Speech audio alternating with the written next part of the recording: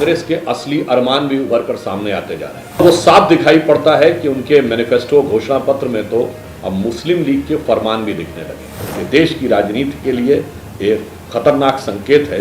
राजनीति में अपना स्थान बनाने की नाकाम हसरत के लिए किए जाने वाला एक खतरनाक प्रयोग। कांग्रेस ने जारी किया घोषणा पत्र, 25 गारंटियों का जिक्र, बीजेपी ने साधा निशाना। लोकसभा चुनाव के लिए कांग्रेस का घोषणा पत्र। कांग्रेस ने घोषणा पत्र का नाम दिया न्याय पत्र। घोषणा पत्र में कांग्रेस ने 25 तरह की गारंटी दी है। घोषणा पत्र में एमएसपी को कानूनी दर्जा देने की बात, महिलाओं, युवाओं, किसानों को साधने की कोशिश। नमस्कार, आप देख रहे हैं न्यूज और मैं हूं आपके साथ तनु शर्मा। लोकसभा का रन जैसे जैसे नजदीक आ रहा है वैसे वैसे सियासी दल जनता को लुभाने में जुट गए हैं।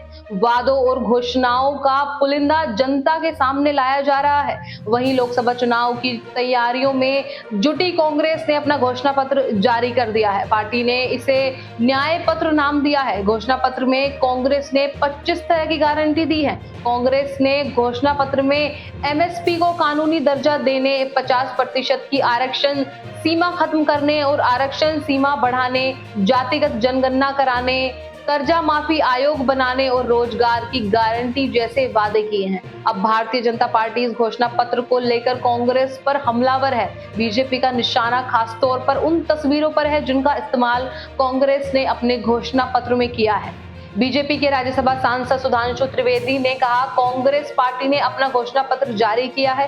कांग्रेस अब यह कर रही है कि अगर उनको मौका मिलेगा तो ये करेंगे। कांग्रेस के विद्वान लोगों ने जो कहने का प्रयास किया है उसका मतलब मैं आपके सामने रख देता हूं।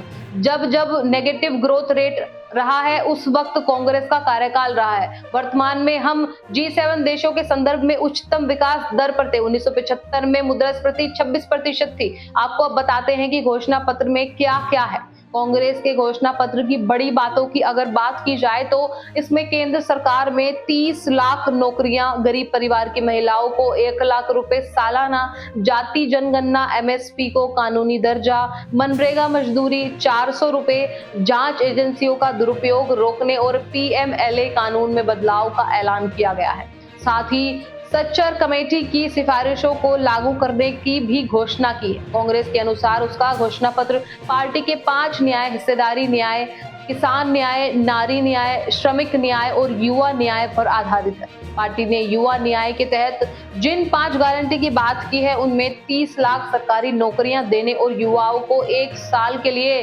प्रशिक्षुता कार्यक्रम के तहत 1 लाख रुपए देने का वादा शामिल है। कांग्रेस ने हिस्सेदारी न्याय के तहत जाति जनगणना कराने और आरक्षण की 50% की सीमा खत्म करने की गारंटी दी है।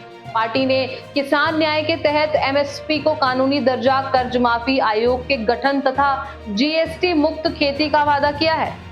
कांग्रेस ने श्रमिक न्याय के तहत मजदूरों को स्वास्थ्य का अधिकार देने, न्यूनतम मजदूरी 400 रुपए प्रतिदिन सुनिश्चित करने और शहरी रोजगार गारंटी का वादा किया है। साथ ही अगर नारी न्याय की बात करें तो इसके अंतर्गत महालक्ष्मी गारंटी के तहत गरीब परिवारों की महिलाओं को 1 लाख रुपए प्रतिवर्ष देने समेत कई वादे किए हैं। वही घोषणा पत्र जारी होने के पहले कांग्रेस ने घर घर गारंटी अभियान की शुरुआत की थी।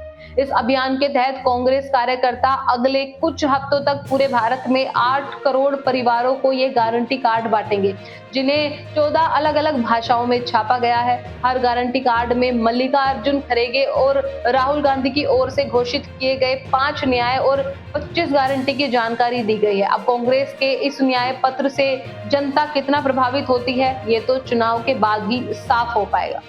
फिलहाल हमारी इस रिपोर्ट में बस इतना ही। इससे जुड़े कोई भी सवाल या अपने विचार हमें कमेंट में लिखकर भेज सकते हैं। इस तरह के देश और दुनिया की तमाम खबरों के लिए चैनल को सब्सक्राइब करना ना भूलें। और फिलहाल मैं तनु शर्मा आपसे विदा लेती हूँ। फिर मिलती हूँ एक नई अपडेट के साथ। तब तक के लिए आप बने रहिए एयर न्यूज के साथ। नमस्कार।